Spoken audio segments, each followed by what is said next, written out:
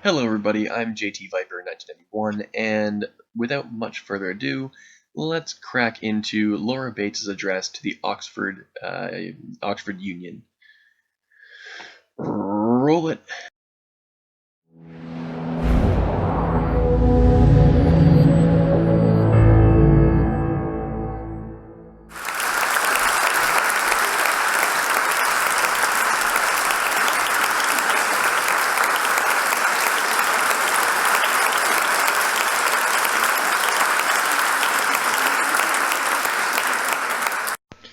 All right, now let's take a look here, and I think we can say that Miss Bates has been what appears to be thoroughly triggered by this intro. So maybe they should have gone with some jazz hands, some finger snaps, something. No.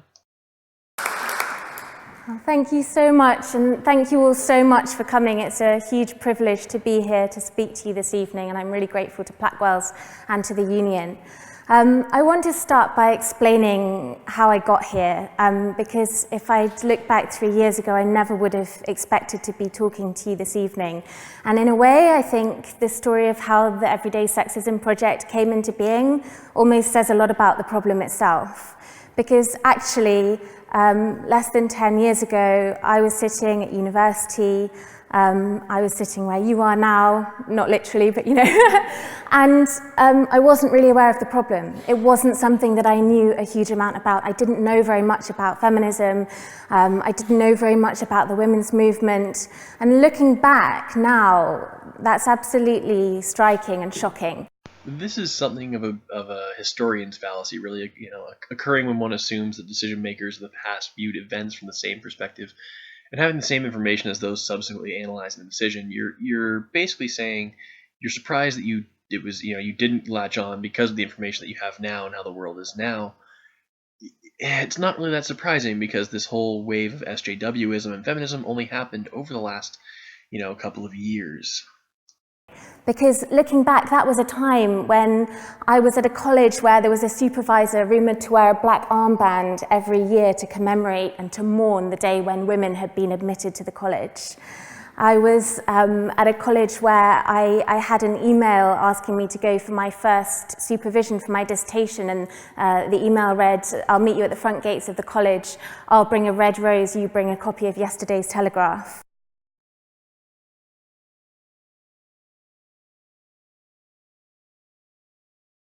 All right, this bodes noting. She's making reference to, or the person who sent the email instead is making reference to S.I. Kishore's short story called "Appointment with Love," about a wartime. What is it here? Lieutenant, yeah, a wartime lieutenant writing to a pen pal of his. They develop a relationship, and he's to identify himself, holding a small, quote, small worn blue leather copy of Human Bondage, which was to identify him to her, end quote. And she is supposed to be wearing a small red rose on her lapel. This is a reference to a pop culture short story. Yes, it involves a romantic a romantic tone to it, but it also says it has a very positive message by the end. And essentially, the girl he's supposed to meet swaps off her rose with this old woman, or at least kind of later middle-aged woman, who is not who the lieutenant is expecting to see. And all the same, he still approaches this woman and acknowledges that this may not be love, but it would be something very dear and a friendship to him. And so, nonetheless, he approaches her and asks her to take her to dinner. In which case, the woman says, "I've got a couple of sons with Uncle Sam. And I'm willing to help out here." But no, that woman that just passed you is the one that told me to wear this rose and said if you ask me out to send you over to the restaurant over there. Um, he wasn't making an advance at you. He was just making a casual remark to a way of identifying people who don't know who the other person is. Bring a red rose, bring a copy of the Telegraph. It's not all sexism. I was in a situation where my boyfriend at the time, who was on the college football team, came back from the football end of year dinner with a trophy shaped like this. It was a kind of plaster cast spray painted gold on a wooden plinth, and it was the Under the Thumb Award for the player who'd spent too much time with his girlfriend. Right. I'm gonna stop you there very quickly. Did you ever consider the source of this affront to you? A bunch of university jocks essentially came up with a trophy, kind of a skunk trophy, the person who plays the worst or whatever, to poke fun at one of their comrades who's basically spent too much time, in their opinion, again, all opinions, with his girlfriend. Now, seeing that you quite like public attention, you are out here speaking at the Oxford Union, you've created the Everyday Sexism Project, you have no problems shying away, have no problems accepting the limelight. It would not surprise me to find that you might have been quite commanding of your boyfriend at the time. It is not as though some body of well-respected scholars or statesmen and whatnot have all said oh you're spending too much time with your boyfriend. It's a bunch of university soccer players. Damn, like guys we socialize by kind of knocking one another down, and we rib each other and we make fun of each other. It's a bonding thing. It had very little to do with you, really. He just kind of drew the short straw on that one. Perhaps you were overly demanding or whatever. I don't know. Again, this is all I can't suppose what they were intending it for. But really, not that big of a deal. Some university guys went to a piss up and had the traditional Under the Thumb Award. It's like they said, we hate women. It's just, dude, you missed a practice or something. Fuck. Moving on. Let's get through this. And looking back now, I think it is so telling that I didn't connect the dots, that I was so used to it, that it was so normalized, it was so much part of the wallpaper. But I didn't know about these things, and I left university and I moved to London and I wanted to be an actress. And I had an agent and I started going to auditions. And when you are an actor, you get these things called casting breakdowns that come in. And the casting breakdowns basically just tell you a little bit about what they're looking for in the role. And you're going to want to pay very close attention to what she's saying here about casting breakdowns and the fact that she had an agent. Just hold that in your mind and really listen to the types of casting calls that she will very quickly mention her boyfriend, what kind of casting calls they receive. And I don't want you to have any preconceived notions. I want you to just listen to them, and I want you to kind of develop your own little thought as to what these casting calls are saying about either the movie studio or the her or her boyfriend or what have you. Just come up with your own ideas, but I'm just saying pay careful attention to these casting breakdowns. Here we go. And I was living with my boyfriend at the time, who was also an actor, and he would get casting breakdowns that would say things like, the character is an architect and he's very sensitive. He has a very close relationship with his parents but finds it difficult to trust others. He really loves animals. He's had this quite difficult past in childhood, and that's kind of what's led him to behave in this way. And I would get casting breakdowns that would say things like 32 double D. Nothing else, no other information. Or it would be things like, she's virginal but a vixen. Or she's naive but fuckable. Or my absolute all-time favorite, sexy nun, 18 to 25, very curvaceous, must have good cleavage.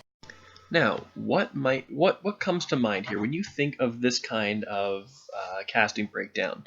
32 double D, or naive but fuckable, or virginal but a vixen, or sexy nun, curvaceous, must have good cleavage. What kind of movies contain these roles? Just can you give me a couple of examples here? What comes to your mind when that's how they define a character? Now, I don't know about you, but to me this sounds like either some really D-grade horror slasher flick, old school Scream Queens and that, where Friday the 13th and everyone's having sex and Jason comes through and slaughters a lot of them. these are not going to be blockbuster roles. These are simply, same old campy horror films, or like the C grade. We have to save the world, but I'm a sexy scientist who, just needs some rough, rugged man to kind of pair along with me to get things done. I've got the brains, he's got the bronze, and together we'll save the world from this giant exploding volcano of prehistoric sharks. This is kind of where we wind up going with these sort of casting calls, at least for the female characters. And I guarantee you're going to have men getting casting calls that say, beefcake, hunk, must have, great pecs and awesome biceps, and should have a very strong jawline and very masculine and you're going to get those because there are going to be, roles that just need to be filled like that. Your standard acts. Channing fucking Tatum. All right, that guy, his acting chops are not Oscar worthy. All right. However, he does have a great physique, and he gets hired because people, mainly women, like to drool over it. Get over yourself.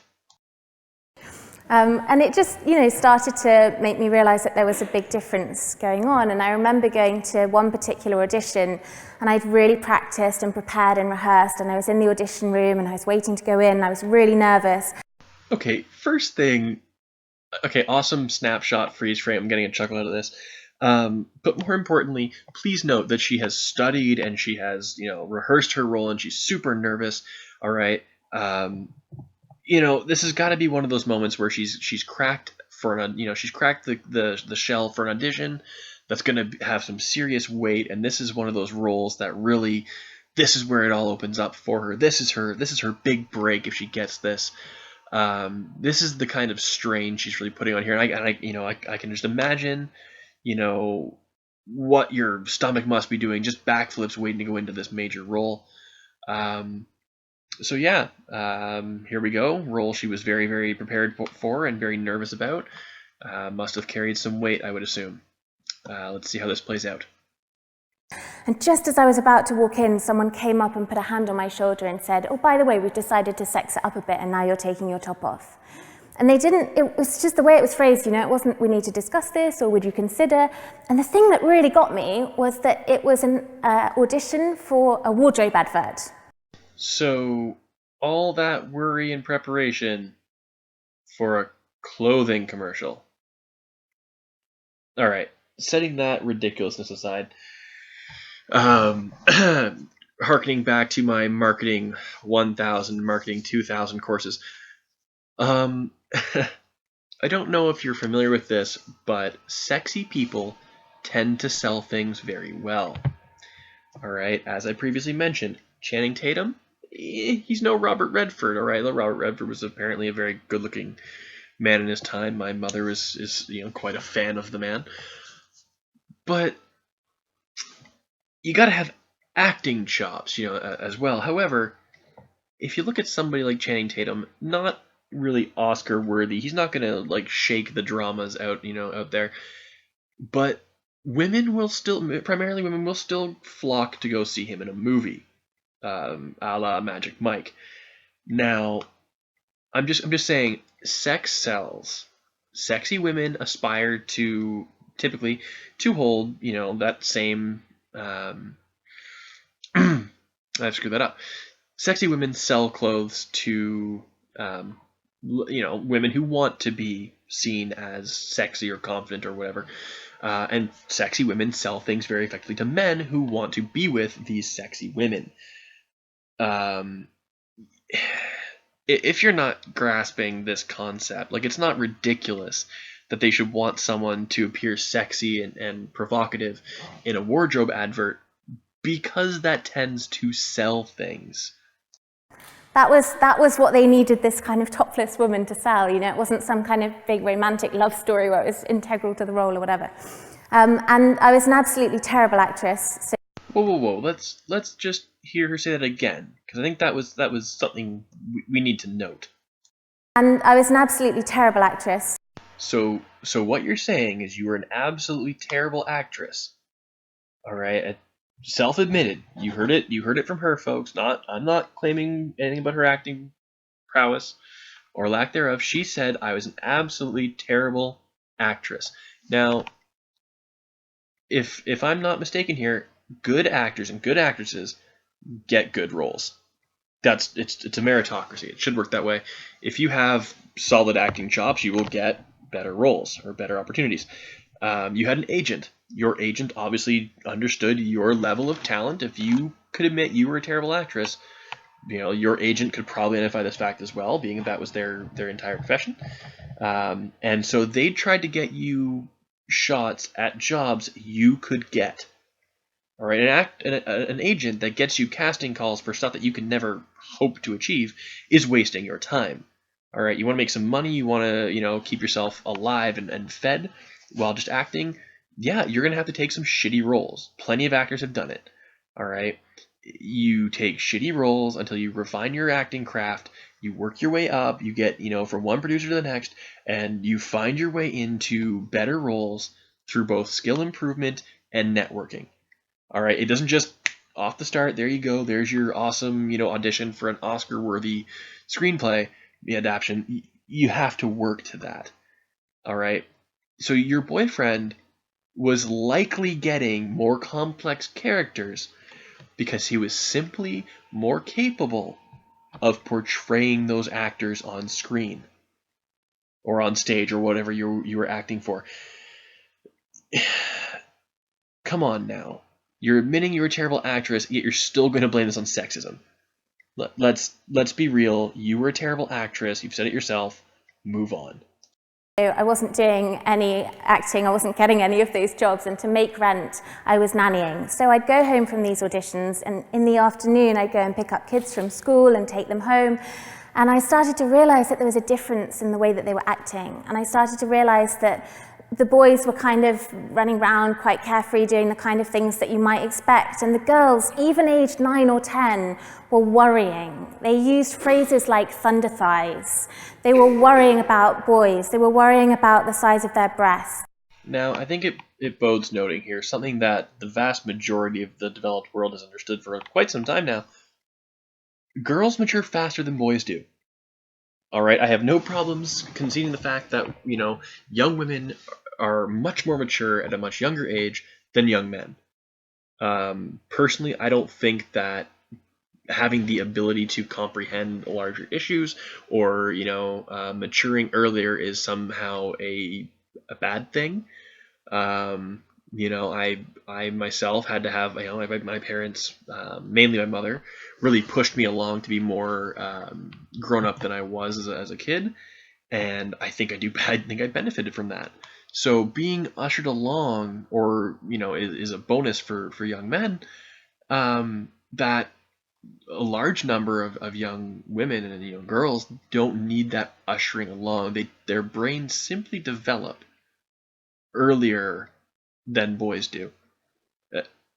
Come on, covered. The world has covered this. This is something that we've kind of come to accept as common knowledge.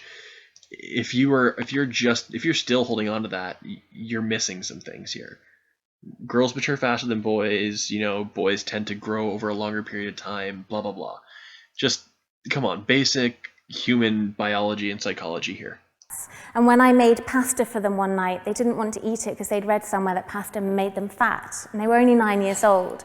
And I started to feel like I was seeing something of a kind of cause and effect. But really, what it took for me to have my kind of tipping point, I guess, my sort of light bulb moment, was just a really terrible week in early 2012, when within the space of about 8 or 10 days, I was followed home by somebody very aggressively sexually propositioning me, not taking no for an answer. And this is something I think we can all agree on is, something that is bad. This is wrong. This is, not typical male behavior. The average man on the street is not going to follow you home, trying to get you to sleep with him and pestering you.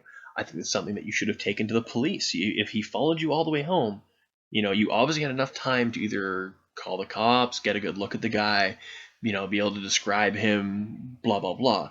This is, harassment. This is something you should have immediately gone to the police about. Now, the fact that you haven't said, and I went to the police and had this dealt with, which would be a victory for you, or I went to the police and they refused to do anything, which you could then brand as a failure of the patriarchy.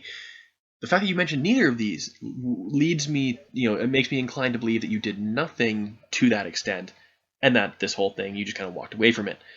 You definitely should have said something and had this issue addressed immediately. I was walking home one night when the traffic was quite slow and it was a warm evening, so everyone had their car windows wound down, and someone shouted out of their car window, just an off-the-cuff comment, something about my legs, and I ignored it and kept walking, and then the person in the next car thought they'd shout something worse.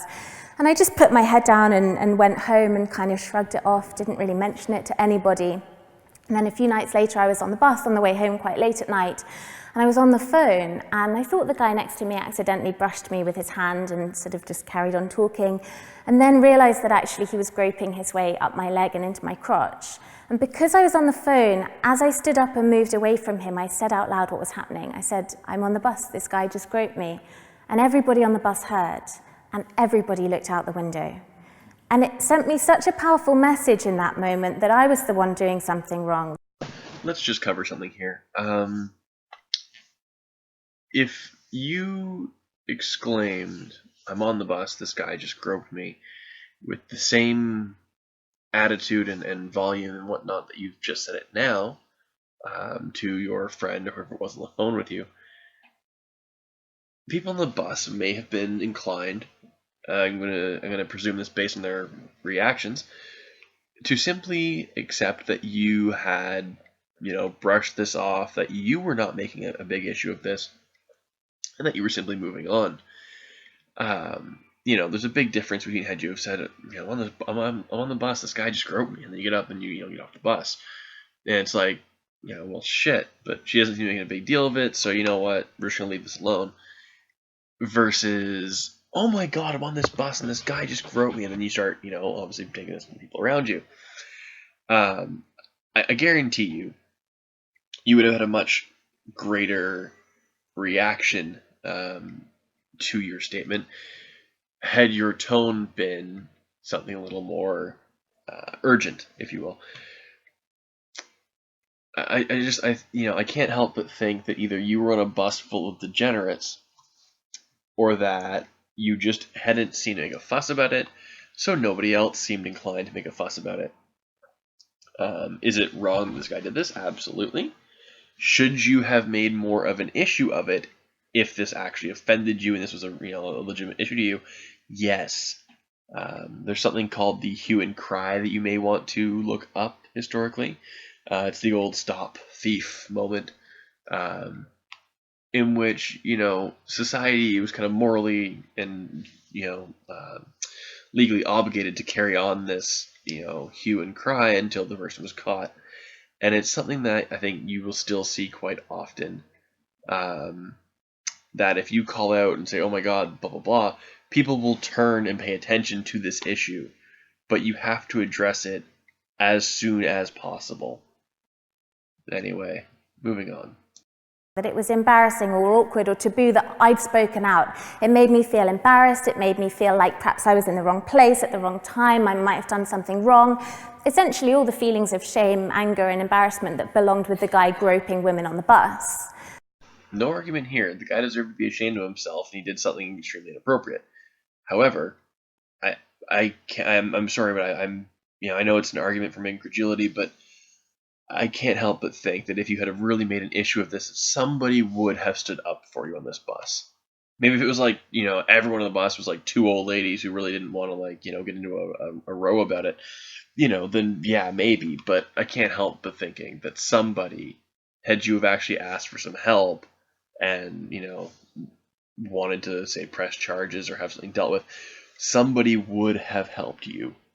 But you need to make it apparent that whatever has transpired is an issue to you and not something you're simply blowing off by getting off the bus or what have you. But again, I got off the bus and I sort of put my head down and went home like you do. And a few days later, I was walking past a truck and some scaffolding was being unloaded off the back of it. And as I walked past, within perhaps a metre of two guys working on the back, one just turned to the other quite casually and said, "Look at the tits on that." Do you see this? Do you see this meme?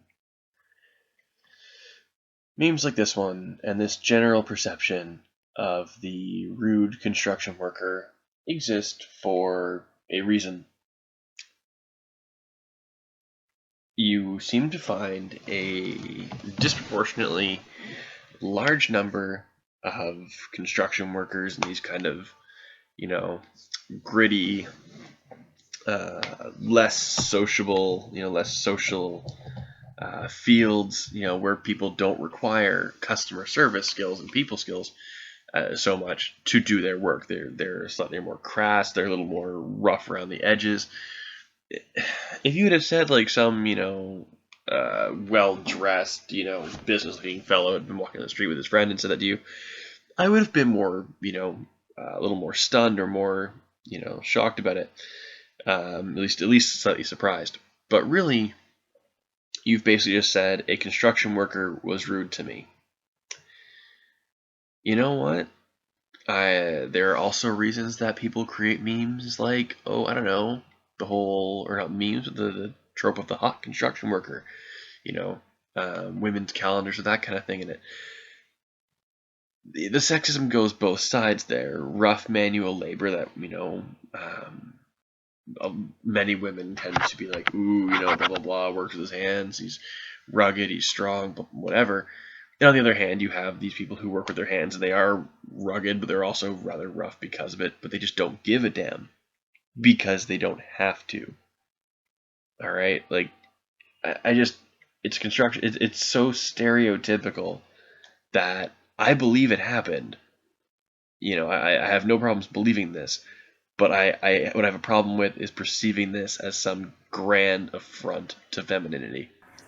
And it just, again, really struck me that I was right there, but there was nothing unusual about it. There wasn't any embarrassment or fear that I could hear that anything might happen. It was just normal. And at the end of this week, I sat down and I thought about these things. And the thing that really struck me was, had they not happened within such a short space of time, I never would have thought twice about any one of them on its own because it was normal.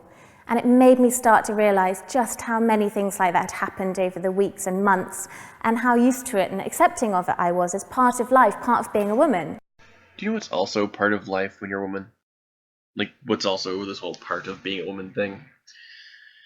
That the conviction rates for men are 169% higher than they are for women for the exact same crimes.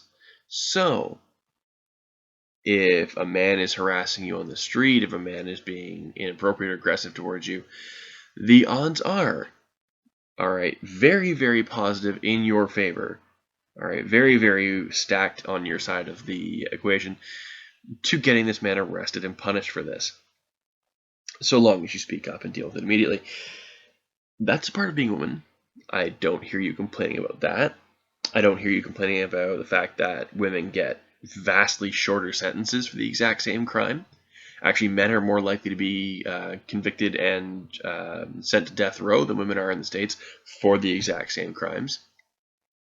So, I'm sorry, you have to deal with the occasional bout of street harassment, as you'd call it, catcalling, whatever. I've had it happen to me. All right, I'm walking home one night from a job I used to have to dress up for. Somebody drives by and screams out their car window, "My friend thinks you're hot." Like not the exact same thing as nice tits, but I had nice ass said to me in high school. Does that count? Like, at what point do the two things equal out that you felt offended, but again, you felt offended? Big deal. All right, you wanna have it brought up in a court of law? Try it. I don't think it'll go that far. Deal with it. Yeah, grow a thicker skin, move on a bit. There are bigger things to worry about in life. And oh yeah, consider the source. And so I started talking to other women and girls, people that I'd just met, people that I'd known for years. Sorry, I kind of missed that. You started talking to women and girls about this. You didn't talk to everyone, apparently. You chose to take a very, very narrow view on sexism. Your first instinct, and I get that these are based on your experience, but your first instinct was only to speak to women and girls about this. Not to, ask women and girls and men and boys what everyone thought and get a good aggregate idea, put everything together and figure out what's going on here. You decided to off the jump to get one half of the equation and then just presume the other half that, well, yes, well, women are experiencing these things, so all men must be sexist, and there's this massive, ridiculous problem with sexism. Did you ever happen to think that this sexism thing shoots both ways, kind of, hits both sides of the field here? No, because your version of equality is only seeking to advance women in the world, and you're completely ignoring issues where men may be inconvenienced. Now I get it. Someone's gonna make but what about the men's thing? Comment that I'm saying here. I get it. Women being harassed in the street. It's impolite. All right, that's what it is. It's impolite, but you can't force everyone in the world to be polite to you. We have criminal laws for a reason. If they break the law, then fine, have them dealt with that way. But for the love of all things good and right, you can't make everything into breaking the law just because you feel bad about something. All right? I feel like I shouldn't have had to eat Brussels sprouts as a kid. Should that be against the law? I feel like they were extremely offensive to my taste buds. But that's subjective. But, no, it made me feel bad. So, against the law. And just asking them, have you ever experienced anything like this? Not necessarily in public spaces, but perhaps at university or in the workplace. And I thought that maybe, 10 women would have a story to tell me. When I was at university, this happened, or I once had a job where there was this particular problem. And it wasn't like that at all. It was every woman I spoke to. And it was, well, on my way to meet you just now, this happened. Yesterday, this happens. I spoke to women who worked in workplaces where they said that the men would go to strip clubs at lunchtime and often entertain clients there, so they would miss out on those deals. Find me the law where it says women are not allowed in strip clubs. Do it. Try it. If this meeting is not, it's on lunchtime, so it's off of business hours, is not taking place during, business hours. It's not technically a formal business meeting of your company. It's just, an aside. Then what is stopping you from going there? What's stopping you from hosting, a meeting wherever you want to go? Let's put it this way. I hate the fragrance departments at most department stores. I can't stand it. It's extremely offensive to my sense of smell. I do not want to spend any deal of time there. All right, it is actually physically uncomfortable for me. However, if there was a major contract meeting being held in a bed bath or a body shop or whatever, and it was horribly fragrant in there, and I just did not like that, you can bet your ass that I would still make it to this meeting, no matter how much I didn't like the setting of it, because there was a major contract deal involved with it. Business is cutthroat. It's competition, all right, breeds improvement. It simply does. All right, the person more determined and more willing to work for the job, all right, should be the one getting that job, should be the one getting that contract. If you have to pull some, oh, well, they're not going to be comfortable to go along with it, blah, blah, blah, so we'll just, you know what, fine. That's tactics. I'm sorry you don't like them, but they're effective. And that's the cutthroat world we live in. You want to deal with it? Get good, as it were. Figure out your own tactics and tricks to get around these things. But you have to fight in a corporate business world to succeed. Full stop. I spoke to a woman who worked in a city office where she said when women were coming in to be interviewed for new positions, the men in her office would print out their photos from the application forms and hold them up and rate them out of 10 across the room in terms of attractiveness. Now here's a point where we actually agree that this is something that is legitimately wrong and it is legally reprehensible. It's to be punished in the legal system in most countries. For example, here in Canada, in Ontario, we have the Ministry of Labour, and they have employment standards, and you are not allowed to discriminate based on sex or religion or race or what have you, and this would definitely fall under either discrimination based on sex, or it would fall under an issue of workplace sexual harassment, in which case it would be very, very easy to file a lawsuit against this. Apparently it was a widely known practice. She and other coworkers will have witnessed this. This is something that you could bring to the proper, labor authorities.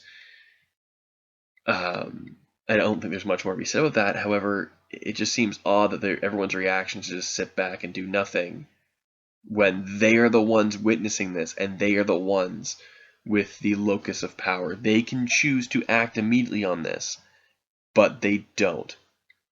All right, so either it's not a big enough issue and you're blowing it up into one. All right, personally, I think it should be addressed. That is something that is wrong. All right, and that is, against the law, and it should be handled that, as such. But like, ah, why can't you just deal with it with the existing structures that do favor, your side of the argument? I don't get it. If you take it to the higher ups in your organization, they're going to want to know about this so that they don't get caught out in it in some kind of expose later. They're going to want to seem to be the good guys in it, destroying this. So you don't go to the people who are doing this. You go to the people above their heads, and go to them, and they will come down and they will pass judgment on the place, and make sure that this shit gets put to rest. Simple, cut and dry system. They want to be the good guys. They're going to stop it. And so many of the people that I spoke to made a point of saying to me, do you know, until you asked me, I've never told anyone any of those stories before. Until you actually asked me, it's just one of those things, it's just normal. And to some of them I kind of said, is there anything you could do about it? Is there anything you could say? And they kind of said, well, perhaps, particularly in the workplace, probably, but you just wouldn't have the same career potential. You couldn't make a fuss, you couldn't rock the boat. There are laws against punishing whistleblowers. If something is going on in a business that is illegal, or that is, a case of harassment, you have the right to report that, the enforceable right to report that without repercussions. All right, plain and simple. If you're making a legitimate claim, you cannot have, anything brought back against you for doing this. You may feel as though things will suffer because of this, but this is, again, something you are legally defended against. I personally have had an issue where I had to report something that had the potential to be risking my position of employment. All right, we had an assistant manager at a job I worked at who allowed her boyfriend in after hours during the store to sit down, and that was a accepted practice that people could have. Employees could let people who were waiting on them in the mall come in, sit down on the. We work in a shoe store, so it was nice and comfy little benches. And you could have your people sit there and wait rather than sitting on the, hard wooden benches outside. It was just a courtesy thing. And that courtesy got abused. This assistant manager's boyfriend wound up handling cash when she was doing the closing thing. He was fooling around with that. And, I was the only other person working. And I felt it was responsible of me to report that to my manager. Now, it was basically my word against my assistant manager's word. All right. Now, her boyfriend had also used the washroom. He'd been allowed in the back stockroom. He had peed all over the goddamn seat.